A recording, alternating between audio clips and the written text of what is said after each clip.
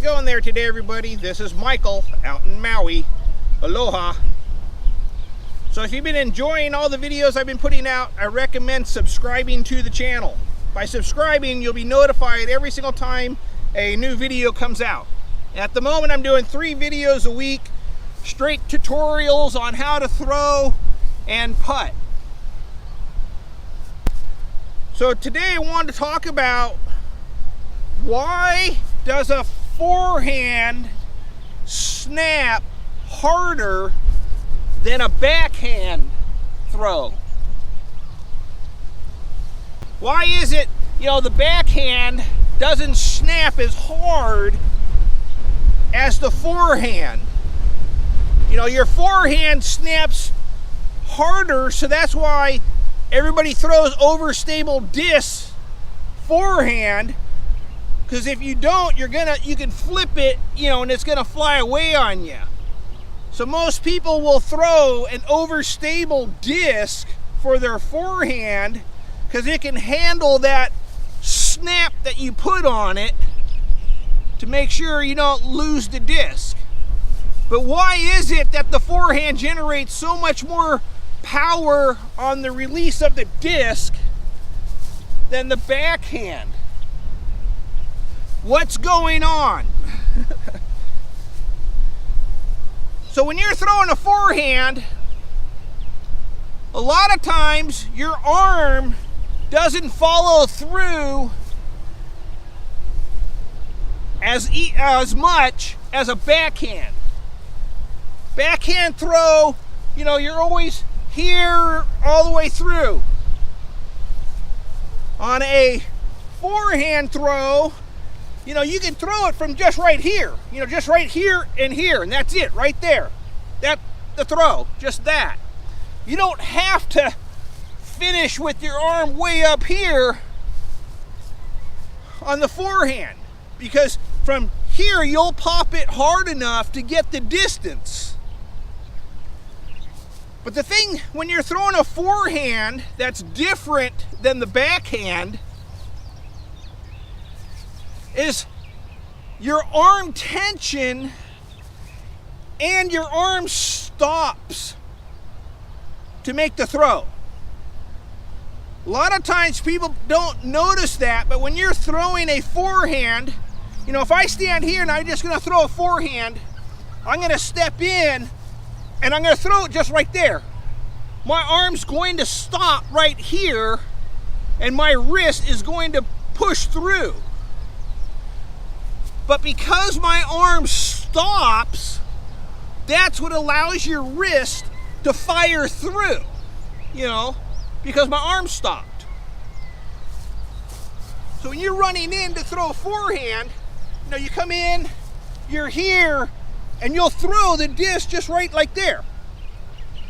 The arm stops, and you can see how my wrist is here, and then when the arm stops, the wrist now facing forward. But from stopping the arm, it allows the disc to push through harder. And the reason why so many people can do this easier than this way, because doing this way to get the arm to stop and the wrist to snap, it takes a lot more practice. There's a lot more going on to snap a disc this way than to snap the disc this way. And like I said, that's why most people throw overstable discs forehand, and it's just because, like I said, it's easier to get more power on the disc. But it's all because of the tension in the arm, and the arm stops. So you're here, the arm stops, the wrist fires through. From here, wrist fires through. So on the backhand, to get the same thing, you have to tighten your arm. So you have to create the tension that you have on the forehand. You have to have that same amount of tension in your arm. So now when you throw backhand, your arm stops here. That little bit of bend in my arm, I don't let my arm go straight. You don't throw with a straight arm on a backhand because you can't snap the disc with a straight arm. You know, there's nothing for it to snap against. You know, what's going to make my wrist fire if my arm's straight? From having tension in your arm, it's not going to let your arm go straight. Your arm's going to stop here, a little bend. That's what lets the wrist fire through. So to throw just like your forehand, which is easier to snap right here, you still got to put that same amount of arm tension into your backhand. You know, tighten up your arm in your grip.